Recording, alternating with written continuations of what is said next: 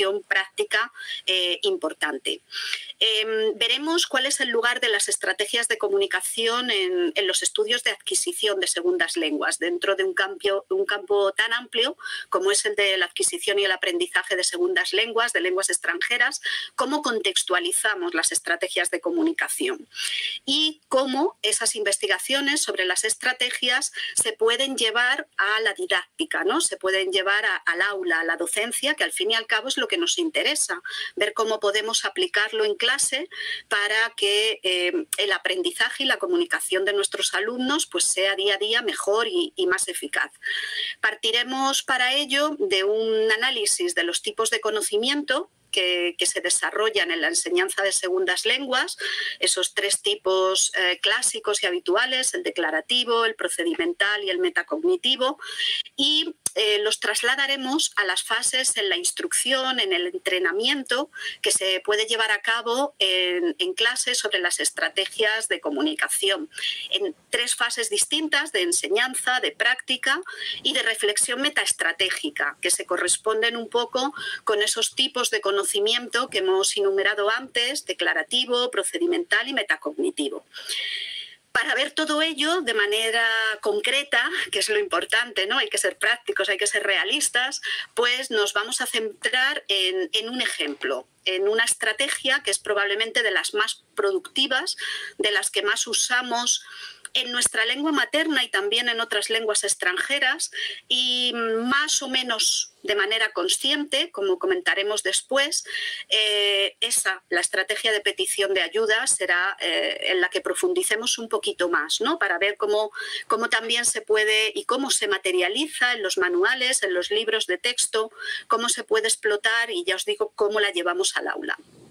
Veremos unas conclusiones, ¿no? para que todos nos vayamos con algunas ideas de este webinario. Os presentaré también las referencias bibliográficas en las que he basado sobre todo la primera parte, que es más una parte de investigación y un poquito más teórica, pero que a mí me parece fundamental para contextualizar la parte didáctica, y dejaremos pues, unos minutos también para comentarios y preguntas que vosotros pues queráis plantear. Un momentito. Vale. Entonces, bien, es que creo que no me funciona con el teclado y tengo que hacerlo con el ratón. Entonces, perdonad si veis que me muevo a veces de una diapositiva a otra, pero intentaré que esto no sea molesto.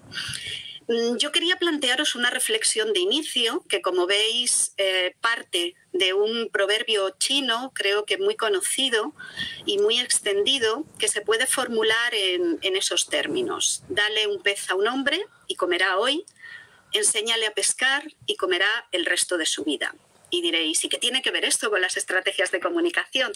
Bueno, pues tiene mucho que ver, ya lo vais a ver, porque realmente las estrategias de comunicación se plantean como un conjunto de recursos muy productivos para el estudiante, de herramientas, ya veréis que no son un fin de estudio en sí mismas, sino que proporcionan pues, toda una serie de mecanismos para que el estudiante sea eficaz. Y los profesores que los acompañamos en el camino no podemos darles constantemente todo lo que ellos necesitan. Desconocen muchas palabras. Yo bromeo con ellos y les digo a veces, venga, que yo no soy un diccionario, intenta tú buscar la palabra o reproducirla de otra manera, decirla de una forma distinta si no la conoces o en ese momento no la recuerdas.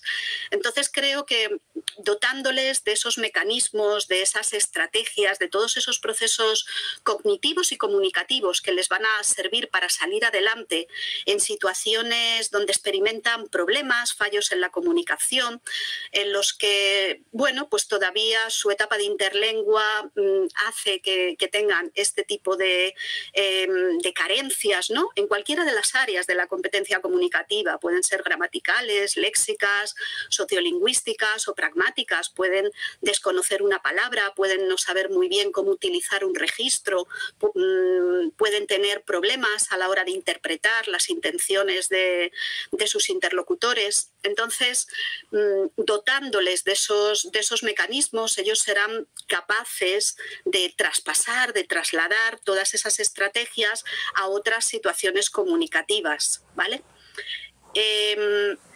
Me gustaría empezar planteándoos una pregunta que, si os parece bien, podéis ir contestando en el chat, y Óscar me recogerá algunas de vuestras respuestas para comentarlas, porque ya os digo que yo no puedo verlas, pero sí me interesa conocer lo que decís al respecto.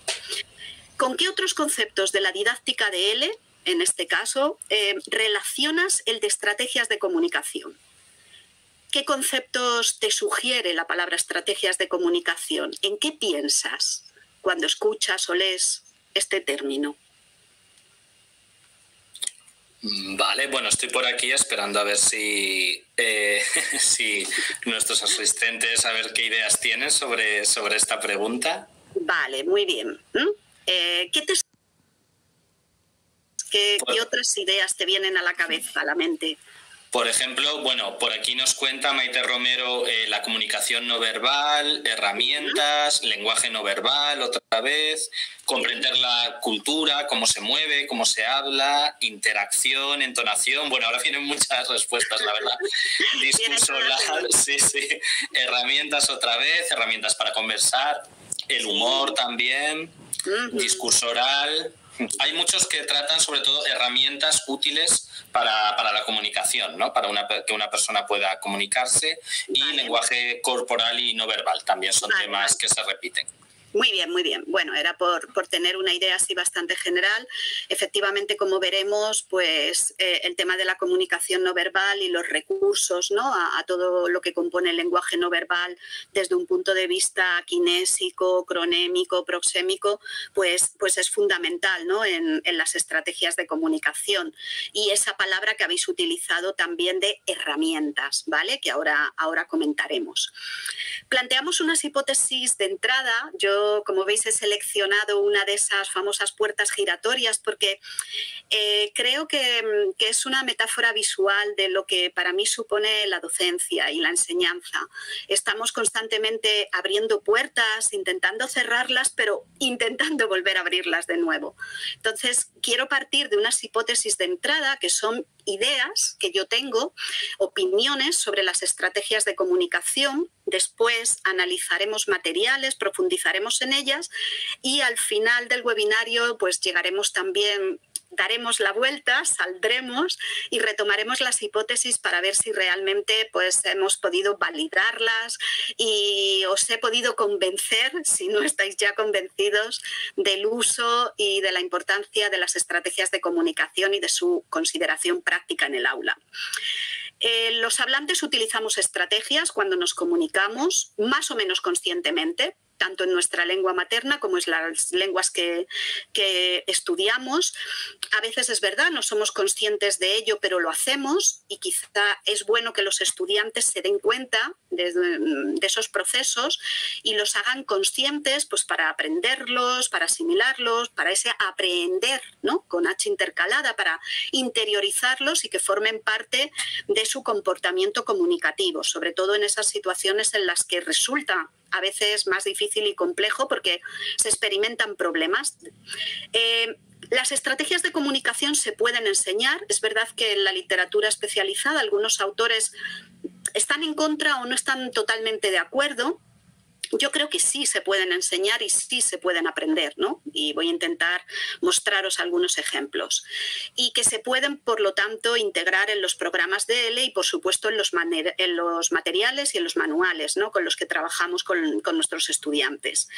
No son un fin en sí mismo, son una fuente de recursos, de herramientas, como vosotros decíais, muchos de vosotros, para hacer más efectiva la comunicación y, sobre todo, van encaminadas a solventar superar toda una serie de dificultades, a generar confianza en los estudiantes, y los estudiantes, sobre todo en las etapas iniciales, cuando tienen menos recursos comunicativos, cuando son conscientes de que su léxico es limitado, necesitan aún más, si cabe, este tipo de herramientas que se pueden empezar a enseñar y desde los niveles iniciales, sin duda. De hecho, ahí yo creo que es donde más falta hacen. Al menos las más generales, las más productivas. Luego habrá otras que van más encaminadas pues, a la identificación de las intenciones comunicativas, a cuestiones que tienen que ver más con la ironía, con el humor, con los dobles sentidos, ¿no? que probablemente ya necesiten y requieran de un nivel de interlengua mayor. Las estrategias se consideran comportamientos de los estudiantes eficaces, ¿no? En inglés se habla de los good students, pero en realidad pues es eso, estudiantes que llevan a puerto, que llevan a término la comunicación y que son capaces de transferir lo que aprenden a nuevas situaciones comunicativas, ¿eh? Tiene algo que ver con lo que veíamos al principio del proverbio chino.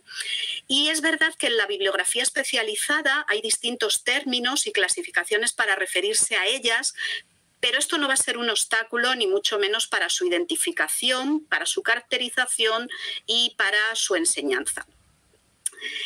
Veíamos que uno de los primeros pasos interesantes es el de delimitar y definir el concepto de estrategia. Y no es nada sencillo.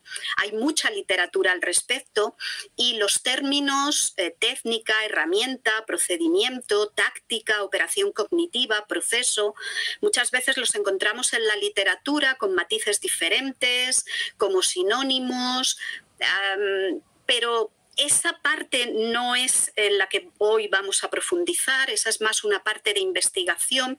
A mí me interesa sobre todo la dimensión práctica, ya considerándolas como técnicas, como herramientas, como operaciones o procesos cognitivos y comunicativos, como procedimientos. Lo importante es cómo desarrollarlas y cómo llevarlas al aula, ¿vale? Entonces vamos a partir o a dejar un poquito en esa fase, ¿no? de la investigación y de la literatura especializada, pero ya nos plantea de entrada, creo que una reflexión interesante a los profesores de cómo necesitamos llegar a la parte operativa, a la parte práctica de la investigación, cómo necesitamos trasladar toda esa investigación, acción, ¿no? al aula y no quedarnos solamente, y a veces en lingüística eso ha sucedido muchas veces, quedarse en las cuestiones terminológicas, en las cuestiones de clasificación y dejar un poco de lado la dimensión didáctica, la dimensión docente, que incluso a veces se ha considerado